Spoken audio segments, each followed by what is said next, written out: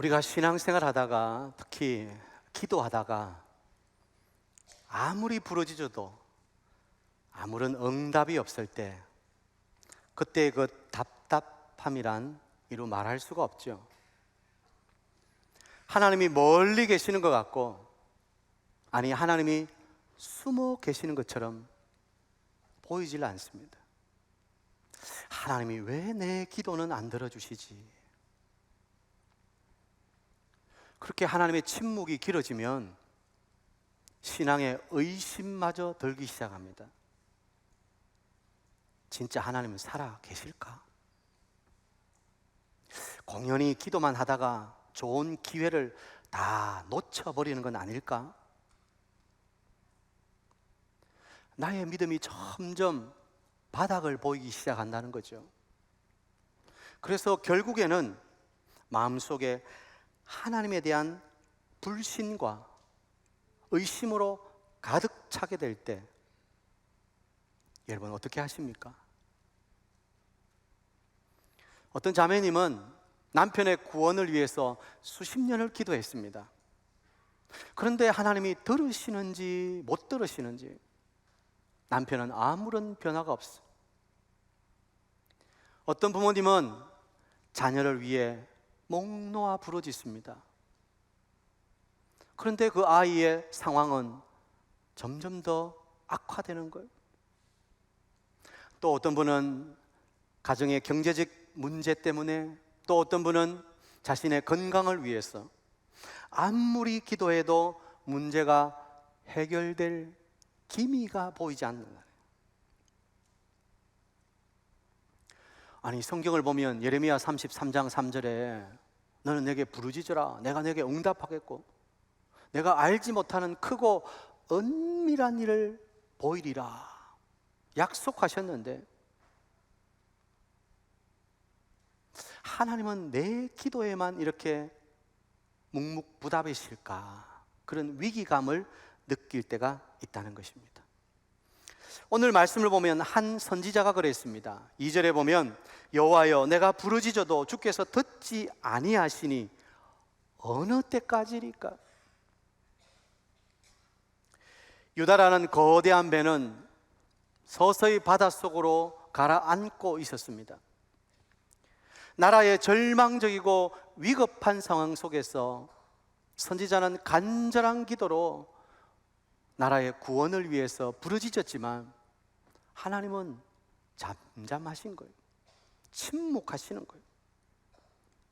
오히려 유다는 더 걷잡을 수 없는 악으로 빠져들고 있습니다. 그때 선지자는 질문하는 거죠.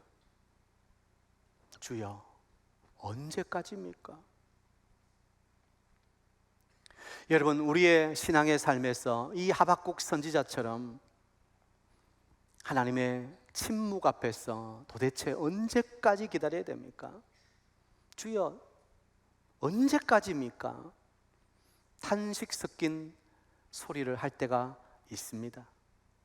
그러나 여러분, 우리가 꼭 기억해야 되는 것은 하나님이 침묵하시는 데는 이유가 있다는 것입니다. 하나님이 침묵하시는 데는 이유가 있어요. 하나님이 우리의 기도를 못 들으셔도 아니고, 우리가 괴로워하는 것을 즐겨시도 아니고, 하나님의 특별한 뜻이 있다는 것을 우리는 알아야 되는 것입니다. 오늘 말씀을 통하여 하나님의 침묵 앞에서 우리는 어떻게 반응해야 되는지 살펴보도록 하겠습니다. 첫 번째, 하나님의 침묵 앞에서 우리는 하나님의 때가 있음을 믿어야 된다는 거예요. 자, 받아합시다. 하나님의 때가 있음을 믿어야 합니다. 믿어야 합니다. 아멘입니까? 하나님의 때가 있음을 믿어야 된다는 거예요. 오늘 2장 3절에 보면 이 묵시는 정한 때가 있나니 그 종말이 속히 이르겠고 결코 거짓되지 아니하리라. 비록 더딜지라도 기다리라. 지체되지 않고 반드시 응하리라. 하나님의 응답의 때가 있다는 거예요. 반드시 있다는 거예요. 여러분, 함부로 하나님은 내 기도는 듣지 않으신다고 말씀하시면 안 됩니다. 하나님은 내 작은 신음에도 응답하시는 좋으신 하나님 아니십니까? 아멘입니까? 하나님은 우리의 기도를 들으시고 응답해 주시기 위해서 지금도 일하고 계십니다. 그 조각들을 막 맞추고 계십니다. 그래서 때가 되면 반드시 응답의 역사가 일어나게 될 것입니다. 그러나 우리가 기억해야 되는 것은 하나님의 때가 되어야 된다는 거예요. 우리는 자꾸 우리의 시간표를 가지고 하나님의 시간을 끌어올려고 합니다. 하나님 지금입니다. 하나님 내일이면 늦습니다. 지금 당장 응답해 주셔야 됩니다. 그래야 내 하나님이지. 그 하나님을 자꾸 내 편으로 끌어들이려고 하는 거예요. 그러나 하나님의 때가 있다는 것을 우리는 기억해야 되는 거예요. 우리가 잘 아는 여호수아서 말씀을 보면 이스라엘 백성들이 요단강을 건너 가나안의 첫 지경인 여리고 앞에 다다르지 않습니까? 늘 광야길만 배회하던 그들 앞에 난공불락의 요새 여리고가 떡하니 버티고 서 있습니다. 그런데 하나님께서는 이 성을 하루에 한 바퀴씩 돌라고만 하십니다. 한 바퀴 돌고 와서 자고, 다음날 일어나서 한 바퀴 돌고 와서 자고, 또 그러고 또 그러고. 그걸 며칠 동안 해요? 6일 동안을 그렇게 합니다. 계속 뺑뺑이 돌다가 오히려 자기들이 돌아버릴 지경입니다. 그런데도 하나님은 돌라는 거예요. 그리고 마지막 제7일째 7바퀴를 돌고 나팔 소리에 고함을 지릅니다. 그때 어떻게 돼요? 그 여리고성이 와르르 무너져 내리는 거예요. 우리가 볼 때는 하루 한 바퀴 도는데 첫째 날 돌면은 저 동쪽 성루가 금이 가고, 다음 날은 저 북쪽 성루가 금이 가고, 좀 더 돌면은 문짝이 떨어져 나가고 돌들이 막 떨어져 내리고, 그러면 얼마나 좋겠어요. 그러나 하나님의 약속된 그 시간까지는 아무런 일도 일어나지 않아요. 그리고 하나님이 약속하신 그 제7일째, 그 하나님의 시계는 역사를 향해 움직이고 있었던 것입니다. 여러분, 시한폭탄을 아시잖아요. 딱 시계를 맞춰 놓으면 그 맞춰 놓은 시간을 향해서 째깍 째깍 째깍 가고 있습니다. 그런데 터지기 전까지는 몰라요. 그러나 그 시간이 되면 꽝 하고 터지는 거죠. 하나님은 그 하나님의 약속의 시간을 향해서 오늘도 하나님의 시계가 째깍째깍 움직이고 있다는 것을 우리는 알아야 되는 거예요. 사랑하는 성도 여러분, 하나님은 지금도 우리의 기도를 들으시고 그 응답의 타임을 향해서 하나님의 시계를 움직이고 계시는 것을 믿으시기 바랍니다. 그래서 응답이 나타날 때는 하루아침에 순식간에 나타나는 거예요. 여러분도 아마 그런 경험이 있으실 거예요. 1년, 2년을 기도했는데 아무런 응답도 없다가 갑자기 순식간에 일이 해결되는 거예요. 믿지 않던 남편을 위해서 기도했는데 그동안 아무런 변화가 없다가 갑자기 어느 날 나도 한번 따라가면 안 돼? 그런 날이 갑자기 온다는 거예요. 그런데 여러분, 이 갑자기라는 것이요, 어느 날 우연하게 일어난 일이 아니라는 거예요. 하나님이 그동안 보이지 않는 우리 뒤편에서 일하고 계셨다는 것입니다. 아멘입니까? 하나님이 조각들을 맞추고 계셨다는 거예요. 우리 하나님은 어떤 분이십니까? 하나님은 일하시는 분이십니다.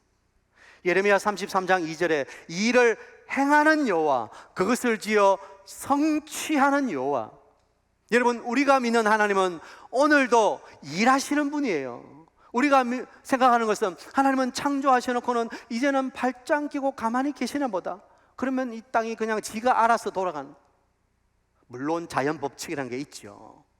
그러나 하나님은 지금도 세밀하게 온 세상을 통치하고 다스리시고 섭리하고 계신, 일하시는 하나님이라는 것을 우리는 믿어야 되는 것입니다. 하나님께서는 우리 뒤에서 은밀하게 일하십니다. 그것이 우리 눈에 보이면 얼마나 좋겠어요. 그러나 우리 뒤에서 일하시는 것, 그래서 그 하나님의 시간표가 되면, 다 완성되면 쾅 하고 터지는 기적의 역사의 시간이 온다는 것입니다. 오늘 하박국에도 하나님이 하시는 말씀은 반드시 응답된다. 네가 볼 때는 기다리는 것 같고 지체되는 것 같지만, 그러나 반드시 때가 되면 응답된다는 것을 말씀하고 계시지 않습니까? 사랑하는 성도 여러분, 하나님은 오늘도 하나님의 역사를 위해서 일하시는 분이십니다. 그러므로 우리는 우리의 시간표를 가지고 지금 이 일이 이루어지지 않는다고 해서 불평하고 원망할 것이 아니라, 하나님의 시간표를 보면서 믿음으로 기다릴 수 있어야 된다는 거예요. 우리가 자주 부르는 왜 나만 겪는 고난이냐고는 찬송이 있지요. 왜 나만 겪는 고난이냐고 불평하지 마세요. 고난의 뒤편에 있는 주님이 주실 축복 미리 보면서 감사하세요. 너무 견디기 힘든 지금 이 순간에도 주님이 일하고 계시잖아요. 우리가 볼 때는 지금 너무 견디기 힘든 순간 같지만, 이 순간에도 하나님은 여전히 일하고 계심을 믿으시기 바랍니다. 그리고 그 하나님의 때가 되면 역사는 일어나는 거예요. 우리는 자꾸 우리의 시간표를 가지고 일하려고 합니다. 내 시간표대로 안 되면 하나님도 못 하시는 게 있네, 그러고는 하나님을 향해 불평하고 때로는 등을 돌리기까지 합니다. 그러나 기억하세요, 하나님의 시간표가 있다는 거예요. 제가 자주 말씀드리지만 웰타임이 있습니다. 웰타임, 가장 좋은 때, the best time, 가장 좋은 때가 있는 거예요. 그때 하나님은 가장 좋은 것으로, the best things로 우리에게 선물 주실 것입니다. 우리는 그것을 믿고 끝까지 하나님의 때를 기다릴 수 있어야 되는 거예요. 때로 우리는 우리의 기도가 이루어질 것인지 안 이루어질 것인지 정처 없이 기다려야만 된다고 생각합니다. 아니요. 우리는 오히려 하나님이 일하고 계시는 것을 믿기 때문에 기대감을 가지고 기다리는 거예요. 야, 이번에는 하나님이 어떤 일을 이루실까? 지금 하나님이 일하고 계실 텐데 또 하나님은 어떤 놀라운 일로 내게 기적을 선물해 주실까? 우리는 그런 기대감을 가지고 기다릴 수 있어야 되는 거예요. 그래서 시편 42편에 시편 기자는 이렇게 말합니다. 내 영혼아, 내가 어찌하여 낙심하며 어찌하여 내 속에서 불안해하는가? 너는 하나님께 소망을 두라. 나는 그가 나타나 도우심으로 말미암아 내 하나님을 여전히 찬송하리로다. 할렐루야. 내 때에 이루어지지 않는다고, 지금 내 눈에 보이는 상황이 변하지 않는다고 불안해하거나 두려워하지 말라는 거예요. 하나님은 지금도 우리의 소망의 하나님이시고, 그 하나님은 지금도 일하고 계시기 때문에, 나타나 나를 분명히 도와주실 것을 믿기 때문에 나는 그 하나님을 오히려 찬송하겠다고 고백하고 있는 것입니다.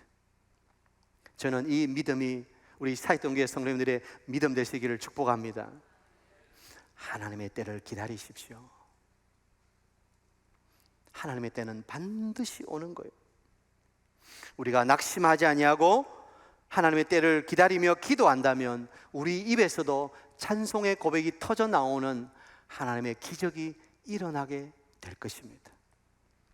오늘 3부 예배 나오신 사랑하는 사이등교회 모든 성도 여러분, 믿음의 눈을 들어 하나님의 때를 바라보시기를 축복합니다.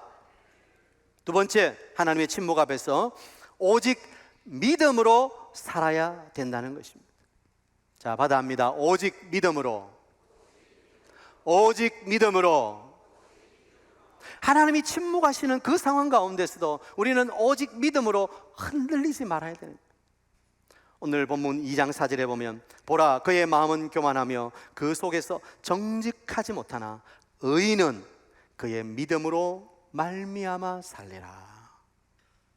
세상이 어떻다 하더라도, 사람들이 뭐라고 말해도 믿음의 성도는 세상이나 보이는 상황이 아니라 내 안에 있는 믿음을 바라보며 살아야 된다는 거예요. 오직 믿음으로. 때로 신앙인 가운데서도 하나님의 침묵이 길어지면 나타나는 현상이 있습니다. 마음속에 뭐가 차요? 실망이 가득 차요. 절망이 가득 차요. 마음속에 실망, 절망이 차다가 이것이 입으로 나오면 그게 뭐예요? 원망이죠. 원망. 실망, 절망하다가 이제 입으로 원망하게 됩니다. 그 원망이 길어지면 어떻게 돼요? 행동으로 나타나요. 도망합니다. 나 이런 하나님 안 믿을래. 나 교회 안 나갈래. 나 기도 안 할래. 그리고는 하나님께 도망해버려. 절망하고 원망하고 도망하면 결국에 남아있는 건 뭐예요? 영적 사망. 끝에 망자는 맞아요. 실망, 원망, 도망, 사망하면 돼요, 안 돼요? 안 되는 거예요. 믿음의 사람은 망 들어가면 안 돼요. 여러분, 절망하지 마시길 바랍니다. 원망하지 마시길 바랍니다. 하나님께 도망하지 마시길 바랍니다. 우리는 영적으로 사망할 존재들이 아니에요. 우리는 끝까지 믿음으로 살아야 될 존재들이에요. 그래서 하나님의 침묵 앞에서도 흔들리지 말아야 될 것은 믿음인 것입니다. 왜냐하면 하나님은 침묵을 통해서 우리의 믿음을 연단시키고 계시기 때문이에요. 사실 우리는 고난을 통해서 진짜 하나님이 어떤 분인지를 깨닫게 돼요. 내가 아무 일도 없고 그냥 일이 술술 잘 풀리고 편안할 때 그 하나님을 깊이 만날 수 있습니까? 고난 가운데 진짜 내가 어떤 존재인지를 깨닫게 돼요. 야, 나는 아무것도 할 수 없는 연약한 존재이구나. 내가 이것밖에 안 되는 사람이었구나. 고난 앞에 나의 연약함을 발견하게 되는 것이죠. 여러분 기억하십시오. 하나님의 침묵은 우리의 믿음을 연단시키시는 것입니다. 그리고 마침내 우리를 정금 같은 믿음의 사람으로 우뚝 세우실 것입니다. 우리는 그것을 믿어야 되는 거예요. 우리는 우리의 삶이 우리가 바라는 대로 되기를 원해요. 그것을 나 중심의 인생관이라고 말합니다. 그러나 믿음이란 나 중심으로 보던 눈이 하나님 중심으로 바뀌는 거예요. 믿음이 뭡니까? 성경 지식입니까? 신앙의 연수입니까? 믿음이란 내 보는 눈이 바뀌는 거예요. 더 이상 상황을 보는 것이 아니라 하나님을 바라보는 눈으로 바뀌어야 돼요. 그게 믿음인 것입니다. 저는 여러분이 하나님의 침묵과 고난을 통해 눈이 바뀔 수 있게 되기를 축복합니다. 육신의 눈만 가지고 있어서는 안 되는 거예요. 마음의 눈만 가지고 있어서는 안 되는 거예요. 그거는 세상 사람도 다 가지는 거예요. 그러나 우리는 믿음의 눈을 들어서 주님을 바라볼 수 있어야 되는 거예요. 결국 믿음으로 산다는 것은 상황들이 내 뜻대로 되지 않아도, 아니 상황이 더 어려워진다 할지라도 끝까지 하나님을 바라보는 거예요. 그래서 히브리서 기자는 믿음을 이렇게 말합니다. 히브리서 10장 38절 39절 나의 의인은 믿음으로 말미암아 살리라. 또한 뒤로 물러가면 내 마음이 그를 기뻐하지 아니하리라 하셨느니라. 우리는 뒤로 물러가 멸망할 자가 아니요 오직 영혼을 구원함에 이르는 믿음을 가진 자니라. 믿음이 무엇입니까? 낙심하지 않는 거예요. 뒤로 물러가지 않는 거예요. 우리는 멸망할 자가 아니라 우리는 끝내 하나님의 구원을 받을 자라는 것을 확신하는 거예요. 여러분, 우리는 우리의 인생의 결론이 확실한 사람들 아닙니까? 우리 인생의 마침표는 어디서 찍힙니까? 영원한 천국에서 찍히는 거예요. 지난주 어떤 성도님을 뵀습니다. 아내가 폐암으로 많이 힘들어하고 계시다는 거예요. 이 폐암이 뼈까지 전이가 되어서 서울의 큰 병원 갔는데도 의사가 고개를 절레절레 흔듭니다. 그리고 더 큰 병원을 한번 찾아갔는데 거기서는 그래도 의사가 마지막으로 항암 표적 그런 게 있죠. 표적 치료입니까? 그게 있으니까 그거 마지막으로 한번 해봅시다. 그 말을 듣고 이제 내려왔어요. 아내를 바라보는 이 남편 집사님의 마음이 낙심이 되지요. 그런데도 이 집사님이 이런 말씀하시는 거예요. 목사님, 6개월을 더 살든 1년을 더 살든 다 하나님께 맡기랍니다. 다 하나님께 맡기렵니다. 그래서 제가 그 생각 그렇게 말했어요. 맞습니다, 집사님. 우리는 우리 인생의 결론이 분명한 사람들입니다. 우리의 마지막은 천국 아닙니까? 하나님의 품이 기다리고 있지 않습니까? 그러니 어떤 결과가 오더라도 흔들리면 안 됩니다. 믿음으로 기도하고 끝까지 하나님을 붙드십시오. 그 집사님이 목사님 기도해 주세요. 그래서 제가 그 집사님을 안고 기도해 드렸습니다. 여러분, 우리는 우리의 인생의 마침표를 분명히 알고 있는 사람들입니다. 하나님, 그 품, 영원한 천국이 우리의 마침표입니다. 그러므로 우리가 그것을 아는데 두려워할 것이 무엇입니까? 오늘 잠시 일어나는 이 환난 풍파, 그것 가지고 우리가 멸망할 자들이 아니라 우리는 영원히 구원받을 자들인데, 그래서 영원한 하늘에서 주님과 함께 살 자들인데 뒤로 물러갈 이유가 뭡니까? 내 인생 이제 끝났다고 내가 마침표를 찍을 이유가 무엇입니까? 결국 우리는 끝까지 하나님을 붙들고 믿음으로 살아가야 되는 거예요. 아닐 말로 오늘 내가 세상을 떠난다 할지라도 눈 뜨면 주님 품 안에 있을 거 아닙니까? 내 사모하는 그 주님 안에 있을 거 아닙니까? 그 주님의 얼굴을 배울 거 아닙니까? 그것이 우리의 결론인데 뭐가 끝났다고 말할 수 있습니까? 여러분 기억하세요. 믿음이 뭡니까? 믿음은 끝까지 기다리는 거예요. 끝까지 하나님이 우리의 소망이라고 말하는 거예요. 계시록 14장 12절을 보면 성도들의 인내가 여기 있나니 그들은 하나님의 계명과 예수에 대한 믿음을 지키는 자니라. 믿음을 지킨 것이 뭐라고요? 인내한 것이라고 말하고 있는 것입니다. 인내가 곧 믿음입니다. 하나님이 역사하실 때까지 기다리는 것, 그것이 믿음이에요.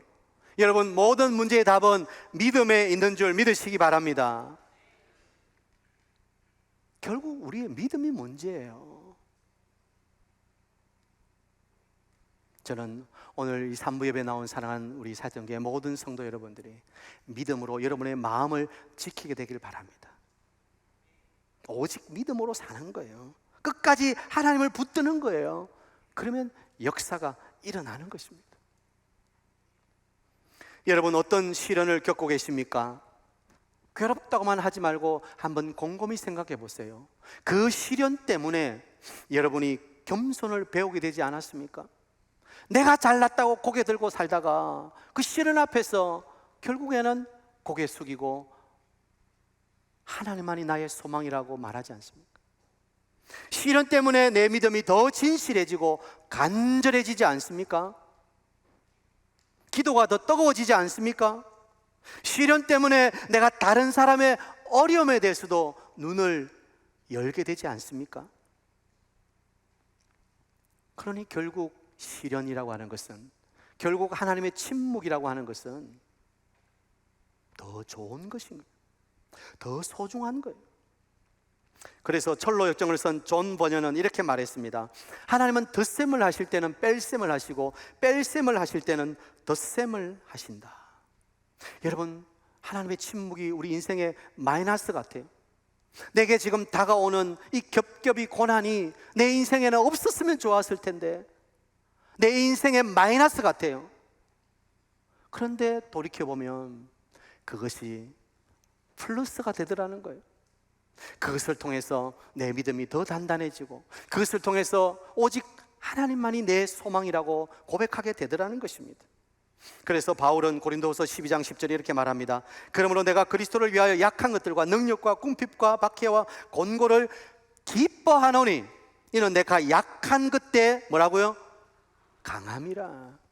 바울은 이 믿음의 역설을 발견한 거예요. 내가 약할 그때가 곧 강함이라는 거예요. 하나님의 침묵이 내게 오히려 복이라는 것을 바울은 알았던 것입니다.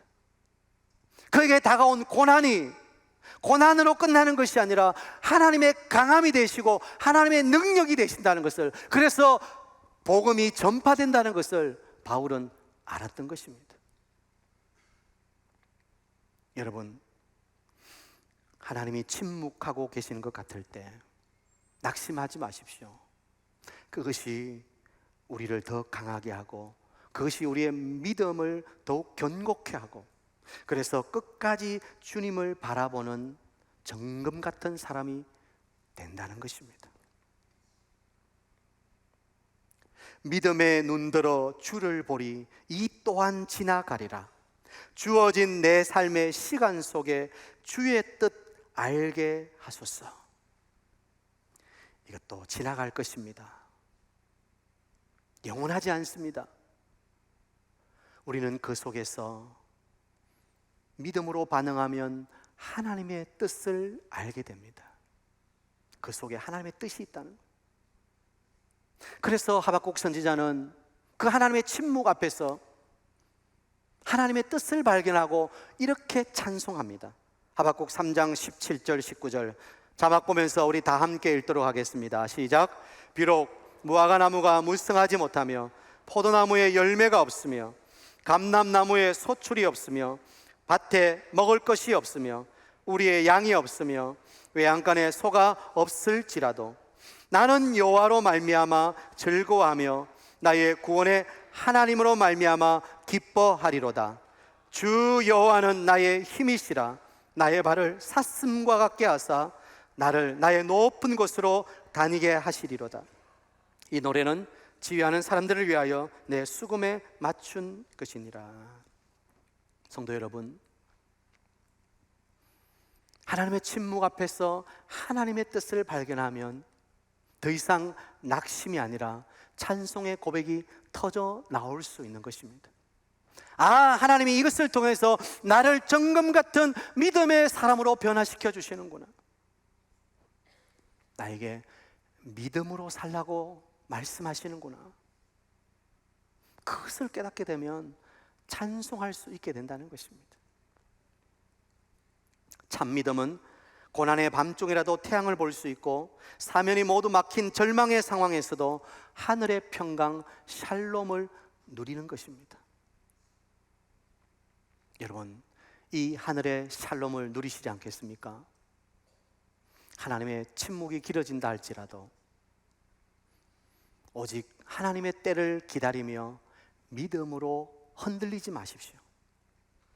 하나님께서 여러분을 향한 놀라운 계획을 가지고 계시고 여러분을 정금 같은 사람으로 세워주실 것입니다. 말씀을 마무리하면서 성경에서 가장 철저하게 침묵하셨던 한 사건이 있습니다. 바로 예수님의 겟세마네 기도이죠. 예수님은 겟세마네 동산에서 흐르는 땀방울이 핏방울 되듯이 간절하게 주여 이 잔을 내게서 옮겨주시면 안 되겠습니까? 3번이나 기도합니다. 그런데 하나님은 침묵하십니다. 왜 그러죠?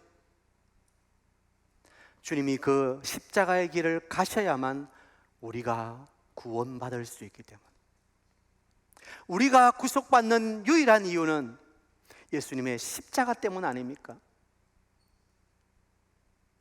그 예수님의 십자가가 있어야 우리가 구원받을 수 있기에 하나님은 아들의 그 간절한 기도에도 침묵하시는 것입니다.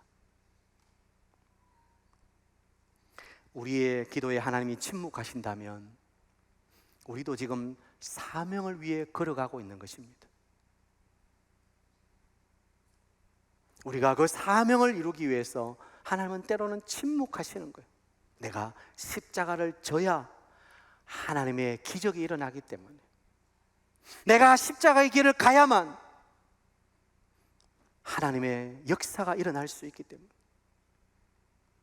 혹시 오늘 여러분 하나님의 침묵 앞에 내가 져야 할 십자가 묵묵히 지고 가겠습니다, 그런 결단, 그런 헌신이 있다면 여러분은 그 십자가의 길을 자랑하시기 바랍니다. 왜냐하면 바울은 고린도후서 12장 9절에서 그러므로 도리어 크게 기뻐함으로 나의 여러 약한 것들에 대하여 자랑하리니 이는 그리스도의 능력이 내게 머물게 하려 함이라, 그렇게 고백했습니다. 우리가 자랑할 수 있는 이유는 비록 하나님의 침묵이 길다 할지라도 그것을 통해서 하나님의 능력이 나타날 수 있기 때문인 것입니다. 오늘 예배하는 우리 사이팅교회 모든 성도님들, 하나님의 사랑은 변함없다는 것을 꼭 기억하시고 하나님의 침묵 앞에서도 흔들리지 마시고 끝까지 여러분이 가야 할 믿음의 길을 한 걸음 한 걸음 걸어가는 축복의 사람이 다 되시기를 바랍니다.